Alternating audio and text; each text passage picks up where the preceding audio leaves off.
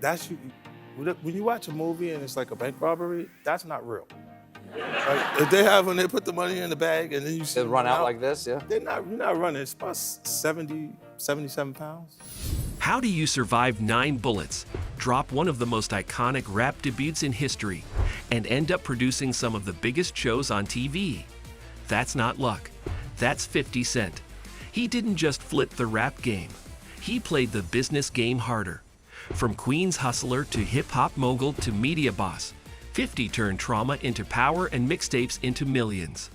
This video breaks down how Curtis Jackson built an empire. Music, liquor, TV, tech, and beyond. No handouts. Just hard plays, big wins, and savage strategy. Let's get into the real story of how 50 went from the block to the boardroom. 50 Cent wasn't born into comfort. He came up in South Jamaica, Queens, selling crack before he was 13. Dodging it was a crash course in street strategy. He studied how to flip, move, and scale, skills he later used in business. Then came, before the label deals and stadium tours, 50 took over the streets with mixtapes. Attention of Eminem and Dr. And the rest is music history. His buzz was undeniable. He moved units from car trunks to corners and flipped street credibility into commercial gold. He didn't wait for the industry to find him. He built a following that made the industry chase him. That grind-first mentality still defines how 50 moves today. In 2003, Get Rich or Die Tryin dropped, and the world stopped. Backed by Shady/Aftermath, the album debuted at No. 1 and sold over 12 million copies worldwide. Tracks like In Da Club became instant anthems. It wasn't just a rap debut, it was a full-scale takeover. The branding, the hooks, the bulletproof vest, all calculated. 50 wasn't just selling music, he was selling a story. Pain, power, and payoff. He made himself larger than life, and people bought in fast. This wasn't a flash-in-the-pan album. It was a cultural moment that minted millions and set the stage for an empire. 50 didn't just ride his own wave, he built one. He launched G-Unit Records and signed Lloyd Banks, Young Buck, and Tony Yayo. They dropped hits, toured hard, and sold merch like crazy. Then came the G-Unit clothing line, earning over $100 million in revenue at its peak. 50 saw what other rappers missed, that a brand wasn't just about bars. It was about building an ecosystem. Albums, apparel, DVDs, sneakers. He packaged the lifestyle and sold it all. G-Unit was more than a crew. It was a business model. And just like that, 50 wasn't just a rapper. He was a label boss and brand builder. This was the deal that shocked hip-hop. In 2004, 50 took equity in Vitamin Water's parent company, Glock, instead of a standard endorsement check. When Coca-Cola bought the company in 2007 for $4.1 billion, 50 reportedly walked away with between $60 $100 million. That play changed everything. It proved 50 was thinking beyond albums. He was playing corporate chess. While other artists were flexing deals, he was stacking silent equity. That Vitamin Water flip made him one of the richest rappers in the world at the time. It wasn't luck, it was leverage. And it showed that smart ownership beats quick money every time. 50 didn't wait for Hollywood, he launched into it. His semi-autobiographical film Get Rich or Die Tryin hit theaters in 2005. It wasn't a blockbuster, but it planted the seed. 50 had screen presence.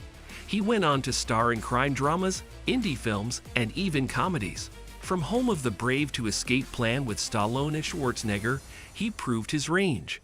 He also formed G-Unit Films, giving him a seat at the production table. Acting wasn't just a side hustle. It was a calculated expansion.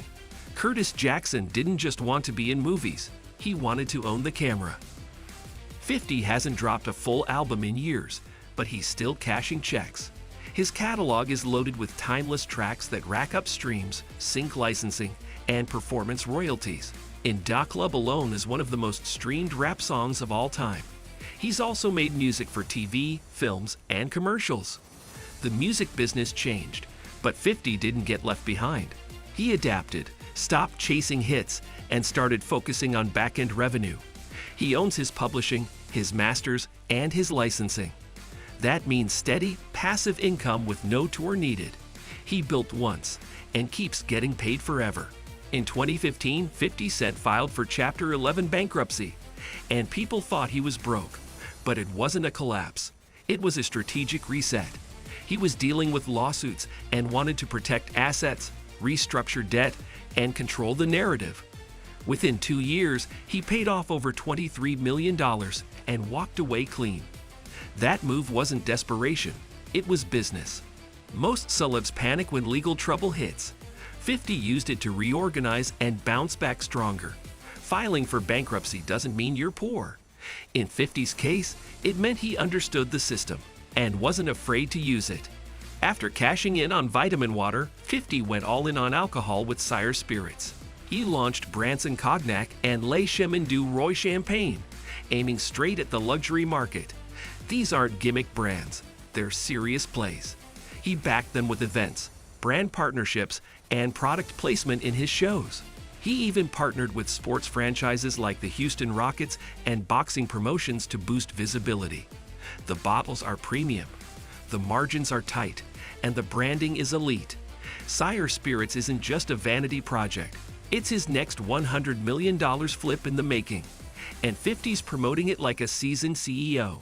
50 isn't flashy about it, but he's got smart investments. He's bought and sold real estate for profit, including that 50,000 mansion he flipped after buying it from Mike Tyson. He's published best-selling books like Hustle Harder, Hustle Smarter, and The 50th Law. And he's got silent stakes in tech, media, and wellness brands. He doesn't make noise every time he invests, but the paper trail is there. 50 doesn't gamble on trends. He bets on strategy. He built a diversified engine that pays him in multiple ways, year after year. And the wildest part, mixtapes into millions and TV into legacy. He didn't ask for a seat at the table. He built his own network. From the hood to Hollywood, this isn't just a comeback story. It's a blueprint. If this breakdown hit that like button. Drop your favorite 50 move in the comments and subscribe for more The Moguls Get Their Flowers.